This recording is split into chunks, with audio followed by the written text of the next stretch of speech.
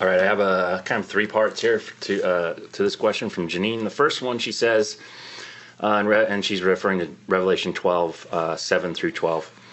She says, is the war in heaven, in the verse I just said, describing Satan's original fall, found in Revelation 12:4, which you taught yesterday on Crosswalk, or is it an end times angelic event that happens halfway through the tribulation? The passage talks about both in this passage. And so when you're looking at the first part of Revelation 12, you have basically a setup for the war in heaven that's going to be taking place at the midpoint of the tribulation. And so you have the sign of the woman with the clothed with the sun, with the moon under her feet, and on her head a garland of 12 stars. That's talking about Israel. Then it says, then being with child, she cried out in labor and in pain to give birth. And another sign appeared in heaven. Behold, a great fiery red dragon, having 7 heads and 10 horns and 7 diadems on his heads.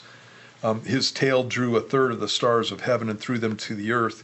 And the dragon stood before the woman who was ready to give birth to devour her child as soon as it was born. Later on in the passage, it identifies the dragon as being Satan. And in this passage, in verse 4, we get the information that when he rebelled against God, he took apparently a third of the angels with him. In the Bible, angels, a number of places, are compared with stars.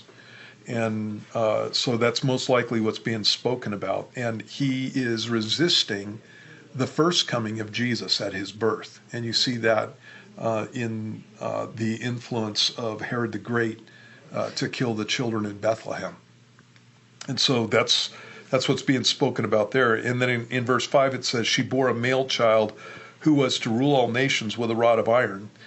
Jesus is going to rule all nations during the millennium. And so that's something that's future in this passage. And her child was caught up to God and his throne. That's Acts chapter 1, after the death and resurrection of Jesus. Then it skips ahead all the way to the tribulation period, which is that's standard for the nation of Israel. Nation of Israel is something that's talked about all the way up until the first coming of Jesus. And then after the first coming of Jesus, it's the church age. And then you have Israel being dealt with again when you get to the tribulation period. And so it says, then the woman fled into the wilderness where she has a place prepared by God that they should feed her there 1,260 days. That's the last half of the tribulation period. Verse 7, it says, and war broke out in heaven. Michael and his angels fought with the dragon, and the dragon and his angels fought, but they did not prevail, nor was a place found for them in heaven any longer. So the great dragon was cast out, that serpent of old, called the devil and Satan, who deceives the whole world. He was cast to the earth, and his angels were cast out with him. And then this is a key passage. Then I heard, verse 10, a loud voice saying in heaven, now salvation and strength in the kingdom of our God and the power of his Christ have come. For the accuser of our brethren who accused them before our God day and night has been cast down. And that lets you know that this is not the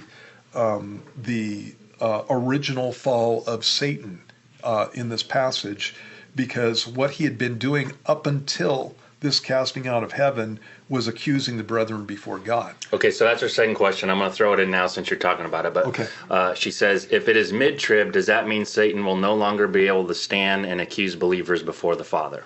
That's what it says, yes. Okay. Yeah.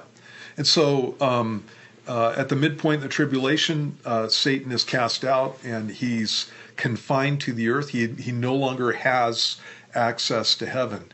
And that's something that a lot of people don't know if they're not familiar with the word or haven't gone through some of the passages that deal with this. In Job chapter 1 and chapter 2, for example, you see Satan standing before God in heaven with the angels. They're called the sons of God in that passage. Later on, they're identified as angels in Job chapter 38, in that they were there at the creation of the world. And so he's in heaven at that point accusing Job. And this passage teaches that Satan has access to heaven and he stands before God day and night accusing us before God. and it's one of the major things that Satan does. And so it's at this point that he's finally cast out of heaven for good and for all, and he's cast down to the earth, and then he has a short time. The passage goes on and says that they overcame him, talking about the brethren. They overcame him by the blood of the Lamb, by the word of their testimony, and they did not love their lives to the death. And that lets you know that this is post-Jesus, because we overcome the enemy by the blood of the Lamb. Well, the Lamb is Jesus himself. And so Jesus' blood has been shed, and again, the word of their testimony, that they did not love their lives to the death. Three things that are important in a believer's life. In any case, in verse 4, that's the original fall. When you get to verse 9, that's the casting out of Satan and the demons. They no longer have access to heaven for the next 3.5 years. And then at that point, Satan and the demons are cast into the bottomless pit, and after 1,000 years are let out for a short time, and then they're cast in the lake of fire. And so there's a lot in there that I don't know where this comes from, but in Christian circles, that crushes a lot of premises of that sin can't be allowed in heaven, or that Satan has no access to heaven, and then it goes from there. But clearly, as you pointed out, it's not like that. Right. Yeah. It's God's everywhere. Right. And so the idea that God's afraid of sin or something, he can't be in the presence of sin. That's just nonsense. Yeah. He's everywhere. He's already in the presence of sin. Right. And so he was in the presence of sin when Satan fell, and he's cast out. Yeah. But Satan, still has access to heaven, and obviously, God's a big boy. He can deal with it. Yeah. Okay. So there's a third part to this, and actually, where that comes from is Habakkuk. Habakkuk was complaining and said, it said to the Lord, "You're of purer eyes than to behold sin." And that's Habakkuk complaining, right? About the fact that God was going to use the Babylonians to judge Israel, and so Habakkuk's wrong. Yeah. Okay, third part to this.